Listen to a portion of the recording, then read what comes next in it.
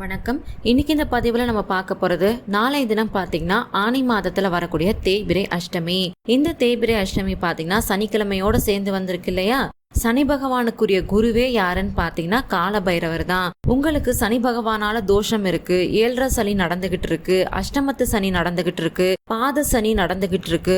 இப்படி சனி பகவானால உங்களுக்கு எந்த பிரச்சனை இருந்தாலும் சரி, அந்த பிரச்சனையில இருந்து நீங்க வெளிவரணும் அப்படின்னா நாளைய தினம் நீங்க கட்டாயமா கால பைரவரை வழிபாடு செய்யணும். அது மட்டும் இல்லாம உங்களுடைய பண கஷ்டம் தீரணும், காலத்தால ஏற்படக்கூடிய எல்லா கஷ்டங்களும் தீரணும் அப்படின்னா நாளைய தினம் நம்ம பைரவரை எப்படி வழிபாடு பண்ணணும் அப்படிங்கறது தான் இன்னைக்கு இந்த பதிவுல நம்ம தெரிஞ்சுக்க போறோம்.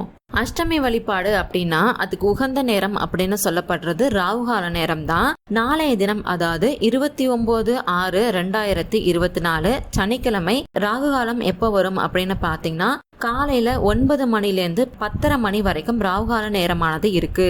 இந்த நேரத்துல நம்ம பைரவர் சன்னிதானத்துக்கு போய் விளக்கேத்தி வழிபாடு செய்யணும். ஒருவேளை உங்களுக்கு இந்த நேரத்துல போக முடியல அப்படின்னா நாளைக்கு சாயங்காலம் 5:30 மணிக்கு மேல பைரவர் கோவிலுக்கு போய் கூட இந்த வழிபாடை நீங்க செய்யலாம். அதுலயுமே எந்த ஒரு தவறுமே கிடையாது. உங்களுக்கு ரொம்பவே தீர்க்க முடியாத கஷ்டம் இருக்கு, ரொம்ப பெரிய சிக்கல்ல மாட்டிட்டு இருக்கீங்க அப்படின்னா நாளைய தினம் உங்களுக்கு எவ்வளவு சிரமம் இருந்தாலும் சரி அதை எதையுமே பொருட்படுத்தாம ராகுகால நேரத்துல பைரவருக்கு இந்த விளக்கை ஏத்தி செவ்வரளி பூக்கள் வாங்கிட்டு போய் போட்டு வழிபாடு செஞ்சுட்டு வந்துருங்க. நிச்சயமா உங்களுடைய கஷ்டங்கள் எல்லாமே தீரும்.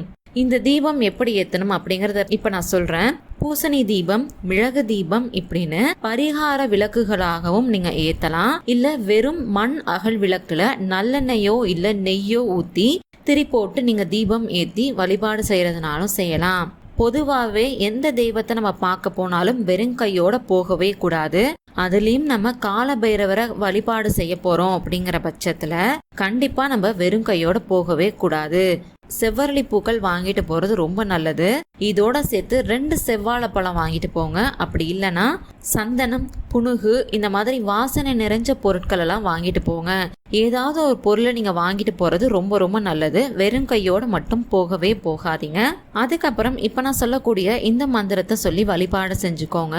ஒருவேளை உங்களால கோவிலுக்கு போக முடியல அப்படிங்கிற பட்சத்துல உங்களுடைய வீட்டில இருந்தே கால பைரவரை நினைச்சு உங்களுடைய பூஜை அறையில 2 தீபங்கள் ஏத்தி வச்சுட்டு நாளைய தினம் காலையில பைரவரை நீங்க வழிபாடு செஞ்சுக்கோங்க. வழிபாடு செய்யறப்ப ஓம் பம் பைரவாய நமக அப்படிங்கிற இந்த மந்திரத்தை நீங்க 8 முறை சொல்லி வழிபாடு செஞ்சுக்கோங்க. இதை நீங்க சொல்லி வழிபாடு செய்யறப்ப கண்டிப்பா பைரவருடைய பரிபூரணமான அருளாசியானது உங்களுக்கு கிடைக்கும். உங்களுடைய வாழ்க்கையில நல்ல முன்னேற்றம் ஏற்படுறத உங்களாலேயே கண்கூட பார்க்க முடியும்.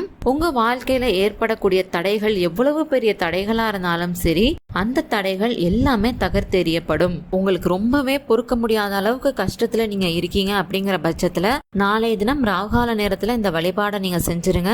கோவில்ல போய் செய்ய முடியல அப்படிங்கிற பட்சத்துல உங்க வீட்லயாவது இந்த வழிபாடை தாராளமா செஞ்சிருங்க. அதோடயே சேர்த்து இந்த மந்திரத்தையுமே சொல்லி நீங்க வழிபாடு செய்யறது ரொம்ப நல்லது. கால பைரவரை நம்ம வழிபாடு செய்யறப்ப காலத்தால நமக்கு வரக்கூடிய கஷ்டங்கள் எவ்வளவு பெரிய கஷ்டங்களா இருந்தாலும் சரி அந்த கஷ்டத்துல இருந்து கண்டிப்பா கால பைரவர் நம்மளை காப்பாத்துவாங்க.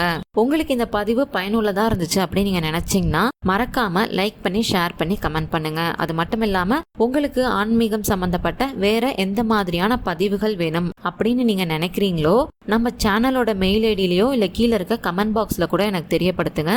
அந்த மாதிரி பதிவுகளை வரக்கூடிய நாட்களை நான் தரேன். நன்றி, வணக்கம்.